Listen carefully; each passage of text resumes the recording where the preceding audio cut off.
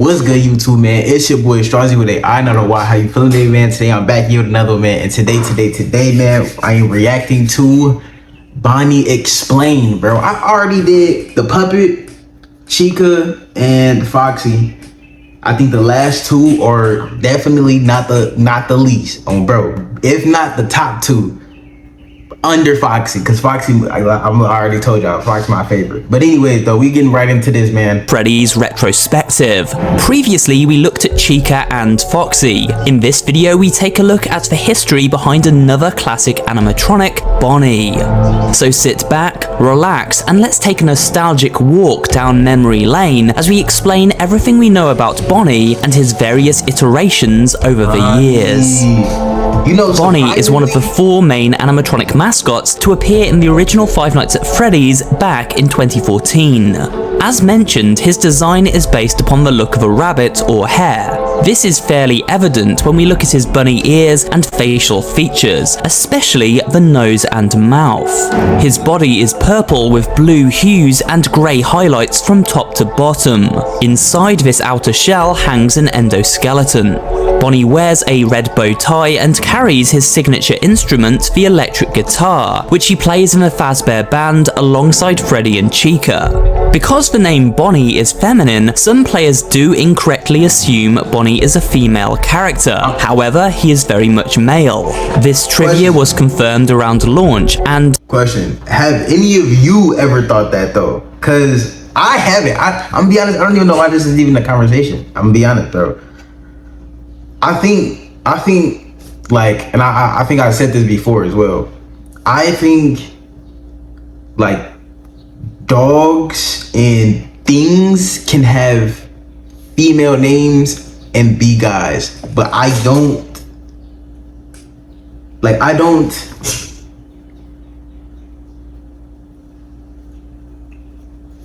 It doesn't even matter. It doesn't even matter.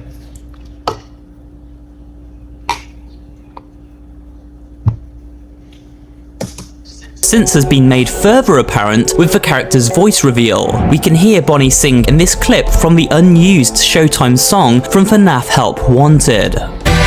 Bonnie's my name, I'm hopping along, floppy ears and a cotton tail. My guitar is blazing, this rabbit's hair raising, just listen to me wail. Take it, Bonnie! Hey, the voice of Bonnie in this musical number belongs to Joe Gordon. Don't play with them though, cause they not one of them. I'm telling you, bro. In today's time, bro, I'm telling you, they're selling tickets, bro. They're selling tickets, bro.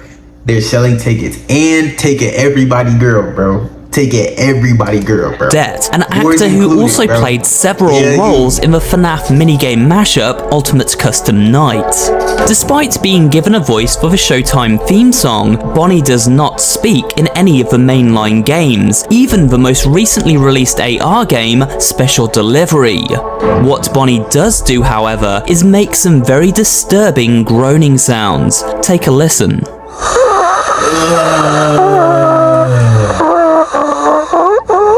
Now, nobody knows exactly what this sound is and why it would emanate from Bonnie's endo. The most popular theory used to explain these creepy noises can be found when looking at the tragic story behind all of these animatronics. 5 children went missing, and as we play through the games, we discover their disappearance was linked. Question, and I don't, and if you know the answer, please put it in the comments. But so for the, is it just one child that's in like each of these names? You know what I mean? Is it just one child? Or is it multiple on multiple children? You know what I mean? And so they all like kind of move the endoskeleton. You know what I mean? To the deranged creator of the technology behind the Fazbear animatronics, William Afton.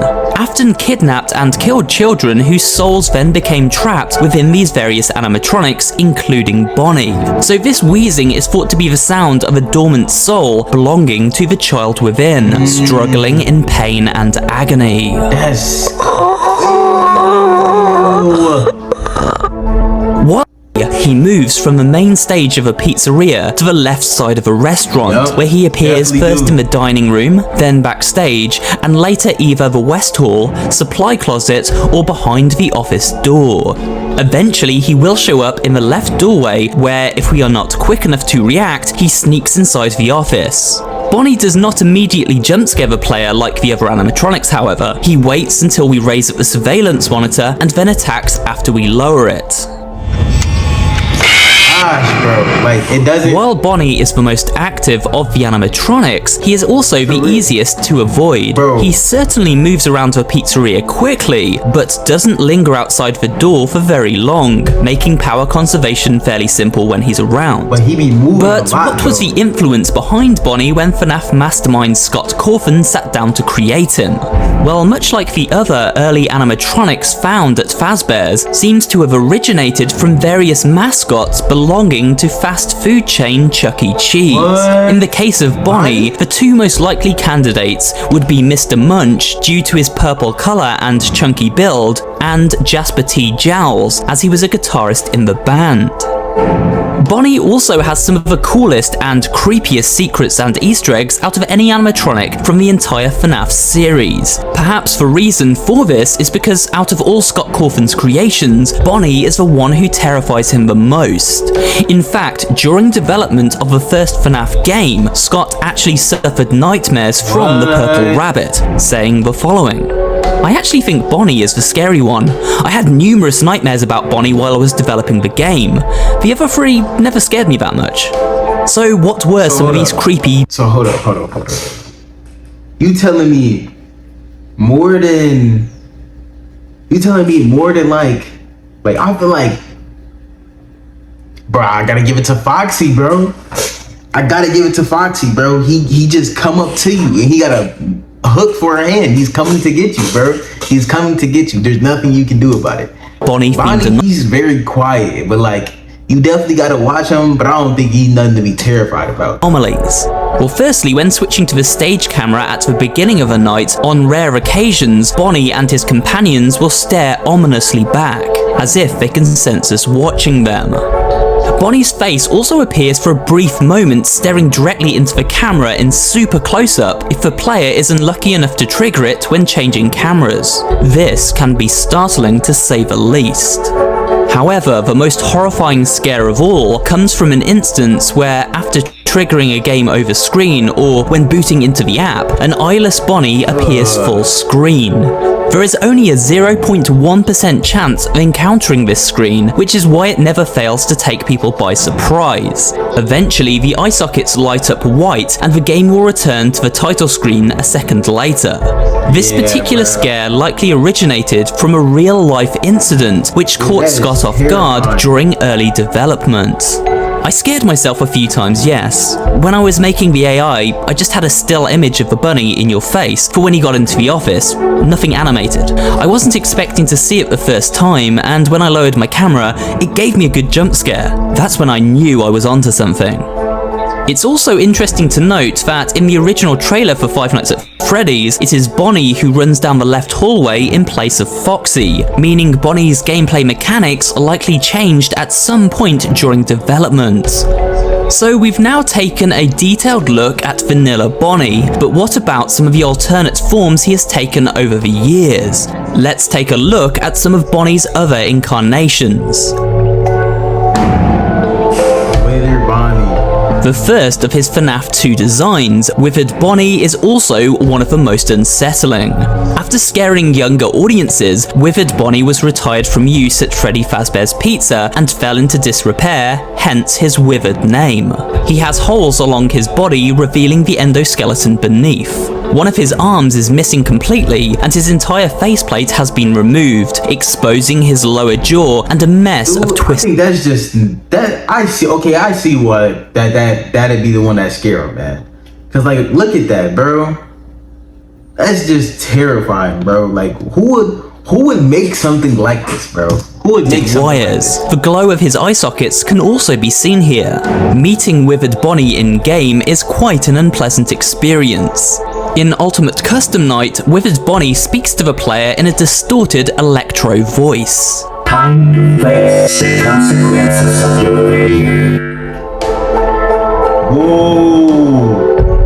Looking far happier and more family-friendly, Toy Bonnie was designed to appeal to young children and was created after the original Bonnie design was found to be too scary for younger audiences. He is bright blue with blushing cheeks and deceptively friendly smile. His wide eyes feature long lashes, which enhances his seemingly innocent design. Toy Bonnie also has a far smoother texture than his other versions, his skin looking shiny and slick. He first appeared Obviously, I think the first version is probably the best version. I think for sure. For sure. But it's not to say, that's also not to say like that this one is bad either. Like this is a good in FNAF 2 and would later resurface in Help Wanted's VR remix of these stages, as well as Ultimate Custom Night and Special Delivery. In fact, it was in Special Delivery that Toy Bonnie first spoke. This is my chance to shine and your chance to fade away. What do we have here? Someone hiding from me? With a personality based on singer Frank Sinatra, and a look that sort of resembles a cross between Classic and Toy Bonnie, this Rockstar version is quite a shake-up for the character. Rockstar Bonnie is not a threat in FNAF 6 Pizzeria Simulator, rather he is purchased as part of the sim aspect of the game and can be used as an entertainer in our restaurant. However, he does show up as an enemy in Custom Night, where he appears in the security office and can only be dispelled if we open our monitor and locate his guitar in time. Fail to do this and a jump scare is received, upon which Rockstar Bonnie will sing to the player in a dulcet tone. What a fine day to come here and say that your face and flesh I must play.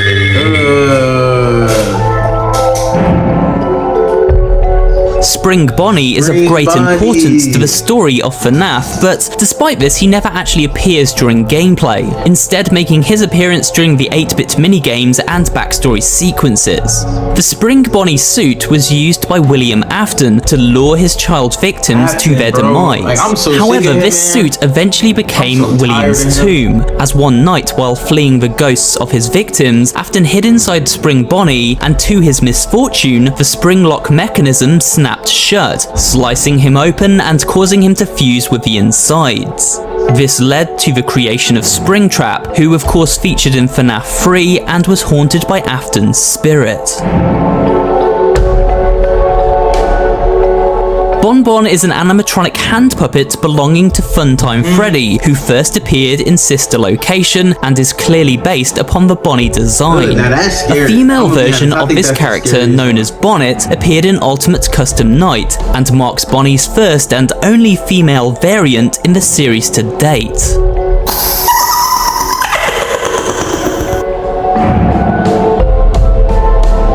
Finally, we have Bonnie's nightmare rendition from FNAF 4. Look at that thing, dude. Alright, so imagine, bro. Imagine you wake up. You go up, like, it's probably 3 in the morning, maybe 4. The sun not up just yet. You probably got like another hour. But it's real quiet for some reason. You usually don't wake up at this time. You go to your, what's going on? You open your door, your closet door, and that sitting in there, yeah, you're gonna poop your pants. And the Halloween themed variant of this design that also featured there, as well as in the Curse of Dreadbear DLC for FNAF Help Wanted. Much of the design is the same across both of these Bonnies. Their body is torn and withered, their endo in plain sight. The hands feature clawed fingers, and the mouths are full of several rows of razor-sharp teeth.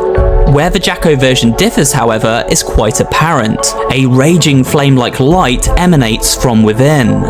This gives the nightmare design a far more hellish and demonic appearance, which strikes fear into our every encounter. Alright, bro, we gonna stop that video right there. Appreciate y'all for stopping by. Please go tune into my old videos, and of course go tune to my new videos. And without further ado, until we meet again, my friend.